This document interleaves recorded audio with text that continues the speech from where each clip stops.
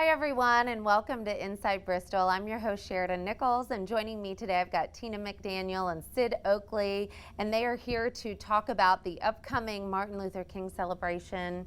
And there is just a lot going on, and I'm excited to have both of you here to share with us. Tina, do you want to start? Sure, be happy to. This is our third annual event. It will be on Monday, January the 20th, which is Martin Luther King Day. We have some great partners, the YWCA, the Bristol train station, and the Appalachian Peace Education Center, which is called APEC. So the event will start at the Paramount Theater at 1:30. So we'll just gather there at the Paramount, have refreshments. At 2 o'clock, the march will begin. So we'll march from the Paramount Theater to the Bristol sign, where we'll have a photo opportunity.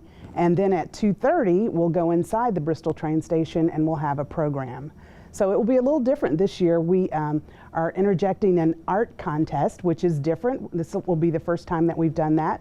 So Virginia High School and Tennessee High School students will get the opportunity to participate in an art contest, and we'll have like first, second, and third prize winners.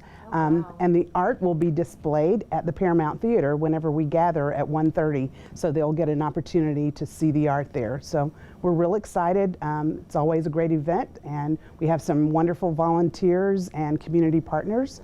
In addition to the events at the Paramount and then at the train station at 7 o'clock p.m., King University has partnered with us, and they have a series of lectures. So there will be a lecturer who will be at Lee Street Baptist Church at 7 o'clock p.m. that evening. So Sid, tell us about what's going on once we get to the train station. As Tina said, we'll first gather at the sign, and then we'll work our way into the train station. We'll have refreshments for all the participants, and the train station will be set up in theater style. I'm glad the train station was asked to participate in this event, this for the third year, but I fear every year that we're going to outgrow the train station. There's only so much space. It's a good problem to have. But we have managed to get everybody in with standing room only the last 2 years. I expect no less this year. We'll have a program that hasn't been totally determined. We'll have singing, speaking, videos. It'll be a very entertaining and educational program in honor of Dr. King and what our community does in other respects to bring the community together. Yeah, how did this initially come together over the last 3 years? Well, I think there are a couple of stories on that. But Margaret Fire-Robin and I just had a conversation about, what does Bristol do for Martin Luther King event? And Lee Street Baptist Church has had an event there for several years. So that's been primarily one of the main events. And then I think a conversation was had at the Bristol train station, maybe a board meeting, and decided, why don't we do something for the community and it be a community-wide event. And the YWCA and the Bristol train station kind of kicked it off in 2018, and here we are again. It's a wonderful opportunity to honor the legacy of Dr. King.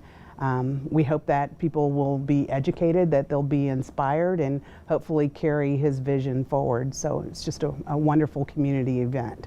And I really love the idea of the art contest, because it kind of just gets in that next generation of kids involved, and able to. It's always nice when you can enter in a contest for something like this.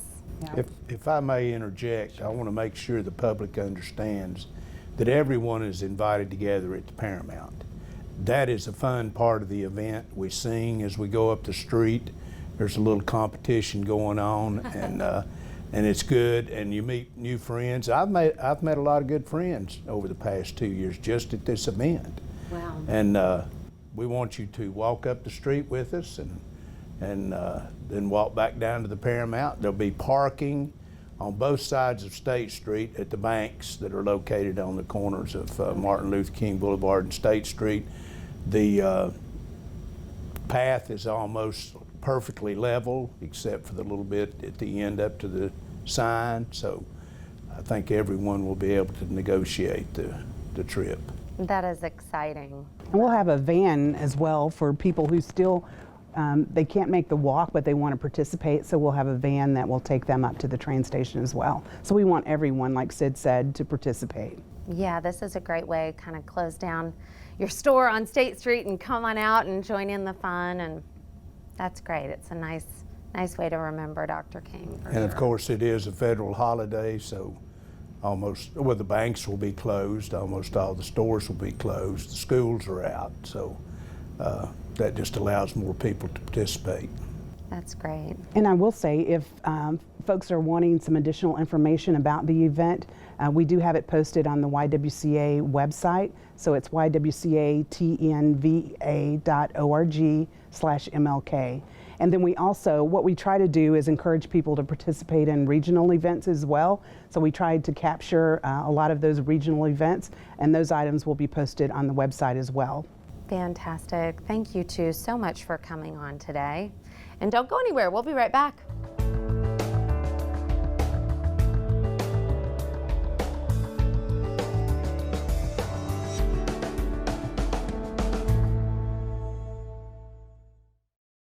Welcome back to Inside Bristol. I'm your host, Sheridan Nichols, and joining me from King University, I have Dr. Martin Dodderwyk. Thank you so much for being on today. It's always a pleasure to have somebody from King, and especially to have you on to talk about this lecture that's coming up in January that sounds amazing. So get a pen and your calendar handy, because you are not going to want to miss this. Well, I'm pleased to be back and to have a chance to talk about the King Institute. It's something that King as an institution takes very seriously and something that I take a lot of joy in. So I enjoy being able to talk about our events in any forum, and this is a particularly good one for us. So we have two things coming up in January that I want to mention. One follows what Tina and Sid were talking about with our citywide celebration of Martin Luther King. For the train station celebration, at the very end, we're going to have a moment where our speaker comes on, and then in the evening he'll do an event at Lee Street Baptist, and the next morning at King University. This is Father Gregory Boyle. Gregory is a Jesuit priest, and in the 1980s he asked his bishop to go to the poorest part of Los Angeles. He ended up going to a parish that had the worst gang violence in Los Angeles, and over the years he's buried almost 300 young people who have been victims of gang violence. So he started to chronicle their stories, and he started to tell those stories, and he has a great talent for it. That talent became part of a book called Tattoos on the Heart, which is a New York Times bestseller. He's got a follow-up book called Barking to the Choir. And both of these are collections of stories that he'll bring to us as well, both at the train station at 3 o'clock on Martin Luther King and at 7 o'clock that evening at Lee Street Baptist, the following morning at 10 at King. Gregory's also known because he started something called Homeboy Industries, which is a way of ministering to these at-risk youth. He finds jobs, tattoo removal, and other ways of helping these young men get out of the difficulties of gang life and into a more stable life.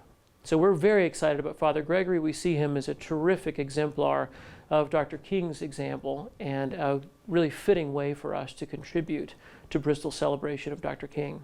Absolutely, and you've got 3 opportunities, so we cannot miss him. What an experience for our city to get to host him. Mm-hmm. I think he is, and he's been a very prominent person nationally. He has a TED Talk. If anybody wants to Google Father Gregory Boyle, they'll find a lot of him online.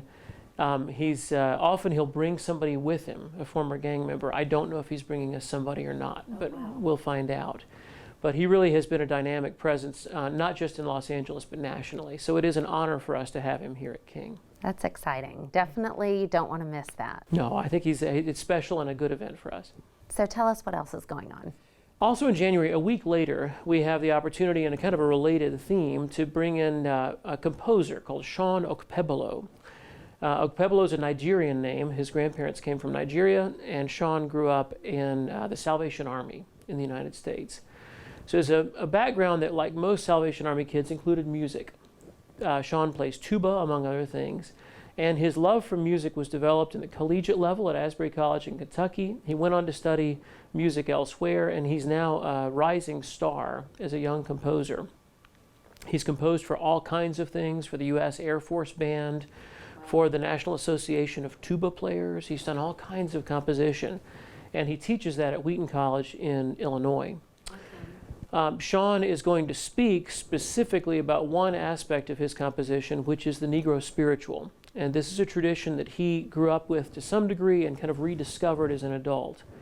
And that tradition has fed both his faith and his composing. And he's going to make that the subject of both his morning and evening talks on January 27th. And that'll be 9:15 at King in the morning in our chapel, and in the evening he'll speak at Central Presbyterian. Oh, wow. Two huge speakers coming into our area. I mean, it never ceases to amaze me what we bring into Bristol, but how fascinating.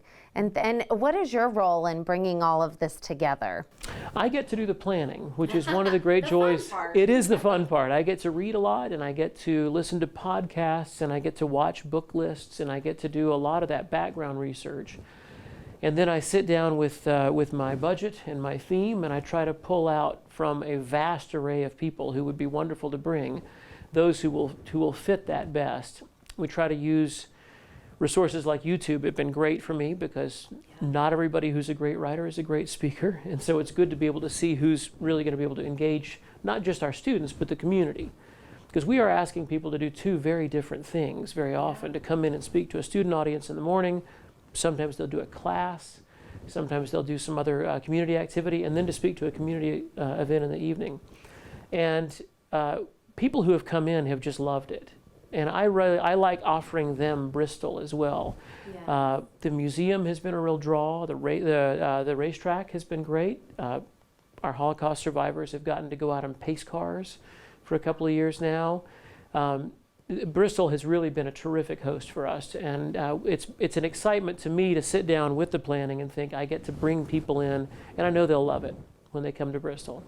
Absolutely. Well, thank you so much for all that you do, and put those 2 dates on the calendar, definitely. Well, really 3 dates on the calendar. You don't want to miss it. Great. And stay with us. We'll be right back.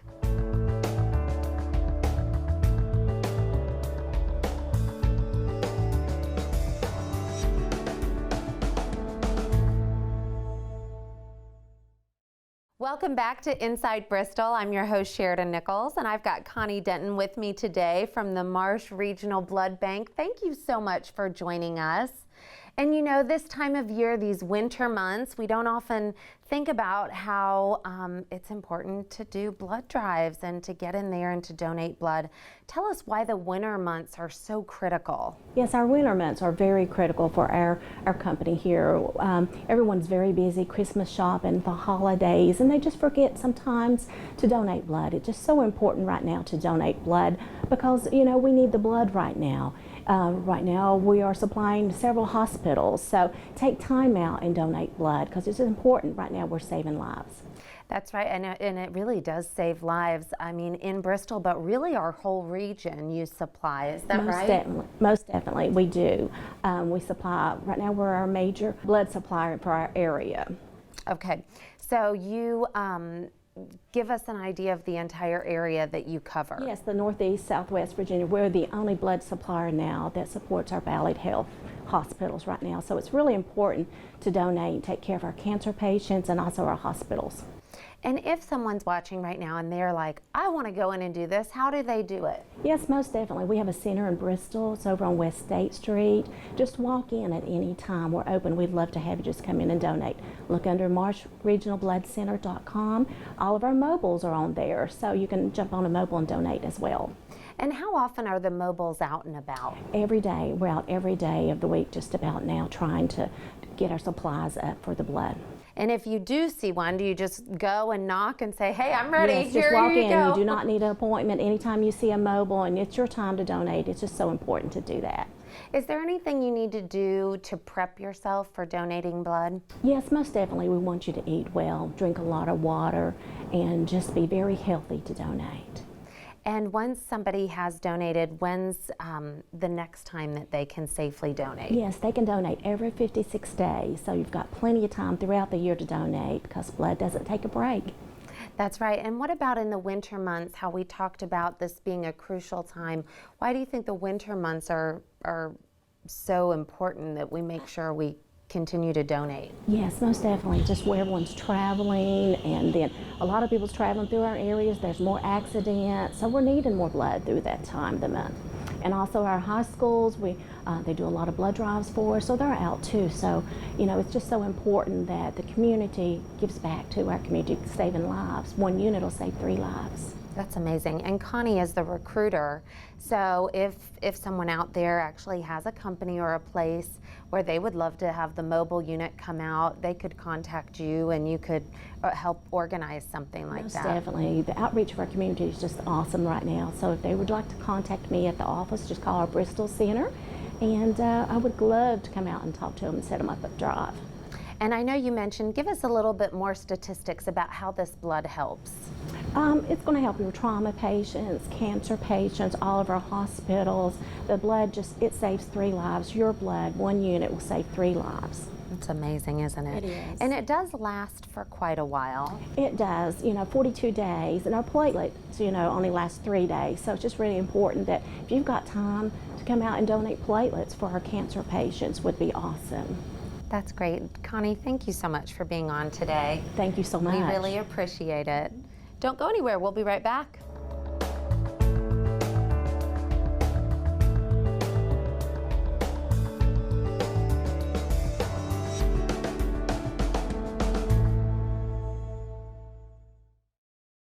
Welcome back to Inside Bristol. I'm your host, Sheridan Nichols, and I've got TJ DeWitt with me. Thank you so much for being on our show today and telling us about something very exciting that's going on at the library, and it's the Candy Lab. So that should be enough to capture everybody's attention. Candy Lab? Yes. Tell us what this is.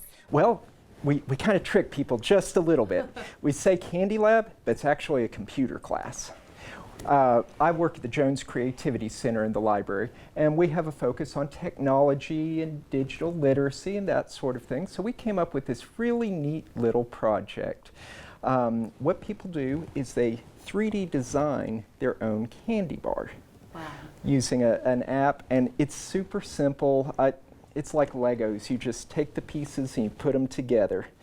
And then what we do, and that's the first week, people come in the first week and design their candy bar. And then over that week, we use our 3D printer to print a copy of the mold. Oh, I love it. That's great. And then the second week is when we actually make the candy. We use food grade silicone, and we Okay. make a mold for it. Perfect. Just put it in like so, So you'll Pop pour it in out. the chocolate.